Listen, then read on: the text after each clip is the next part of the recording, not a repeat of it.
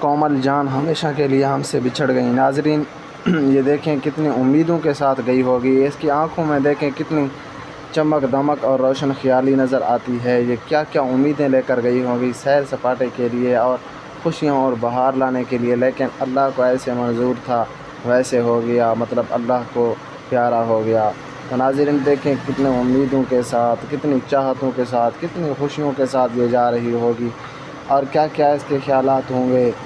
لیکن کومل جان جو مشہور ٹک ٹاکر تھیں، جو ہے نا دریائے سما کے کنارے کو اوپر کھڑی لاوارث بکھری ہوئی یہاں پہ پڑی ہوئی تھی، دیکھیں ناظرین کتنی سپیڈ کے ساتھ اور کتنے جو ہے نا خوش عیش نوجوان ینگ لڑکی، لیکن یہ اب ہم میں نہیں رہی۔